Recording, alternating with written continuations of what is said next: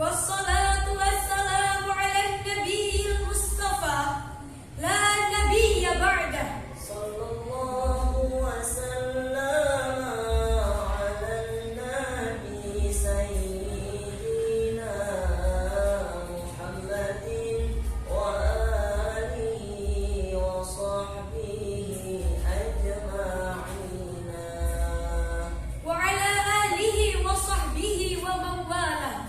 Amma ba'du. Dewan Hakim yang arif dan bijaksana, hadirin yang berbahagia. Syekh Zarnuji dalam kitabnya Ta'limul Muta'alim mengatakan bahwasanya wajib bagi setiap umat manusia mempelajari ilmu moral dan etika. Pernyataan tersebut berbanding terbalik dengan ungkapan Abu A'la al-Maududi di dalam bukunya Ethical Viewpoint of Islam. The greatest problem that has confronted man from immemorial is the moral problem. Masalah terbesar yang dialami umat manusia sejak zaman dahulu kala sampai saat ini adalah dekadensi moral. Saat ini, Indonesia tengah mengalami krisis moral dan kejiwaan akibat dari gelombang krisis materialisme. Keadaan ini diperparah dengan munculnya sederet permasalahan moral yang bertubi-tubi. tawuran antar pelajar, Perkelahian antar kampung, kekerasan dalam keluarga, peperangan antar etnis dan golongan. belum lagi adanya pergaulan bebas merajalela, timbul pemerkosaan, Rampokan perzinahan, bahkan sampai mabuk-mabukan di jalanan yang mengakibatkan masa depan hancur tak karuan. Na'udzubillahi min dzalik. Mengapa hal ini bisa terjadi? Jawabannya tiada lain dan tiada bukan, karena tidak adanya contoh yang tinggi, figur yang luhur yang patut ditiru oleh masyarakat kita. Oleh karena itu, pada kesempatan yang penuh ukhuwah ini, perkenankanlah kami menyampaikan syarhil Quran yang berjudul Membangun moral bangsa, perspektif Al-Quran. dengan landasan ayat suci Al-Quran, surah Al-Ahzab ayat 21 sebagai berikut.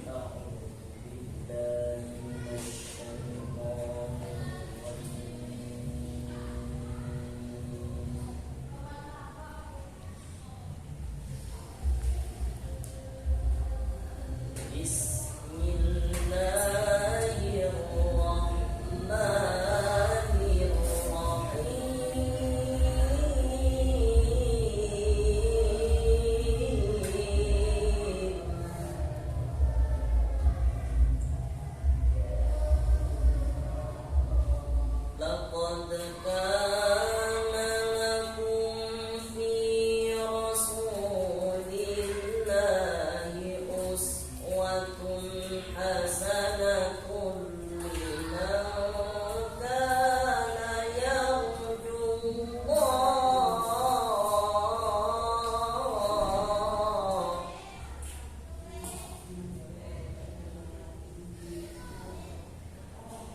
لمن كان يرجو الله واليوم الآخر وذكر الله كثيرا.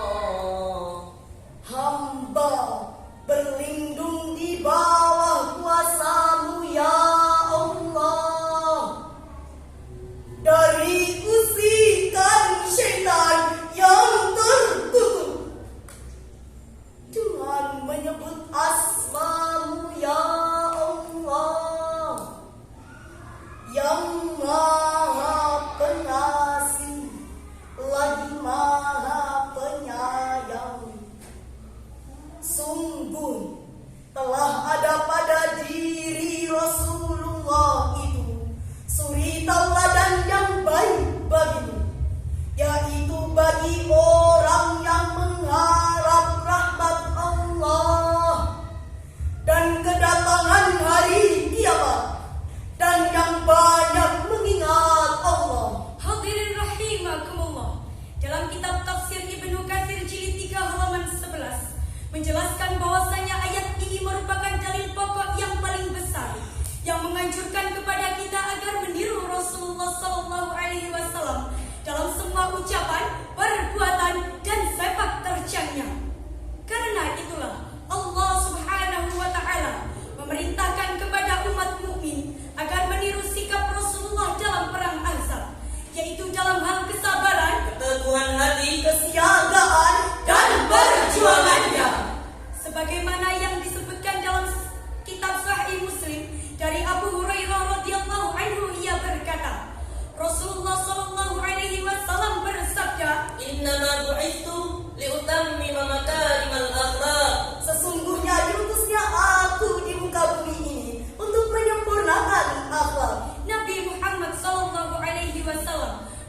merupakan contoh figur yang luhur dan terlengkap. Semua keunggulan terkumpul dalam diri beliau, sehingga diutusnya beliau di muka bumi ini tidak lain dan tidak bukan, yakni untuk menyempurnakan akhlak umat manusia.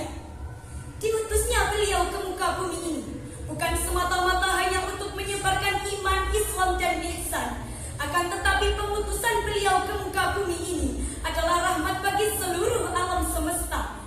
Sebagaimana yang ditegaskan oleh Allah di dalam surah Al-Anbiya ayat 107. وَمَا أَرْسَلْنَاكَ إِلَّا رَحْمَةً لِلْعَالَمِينَ.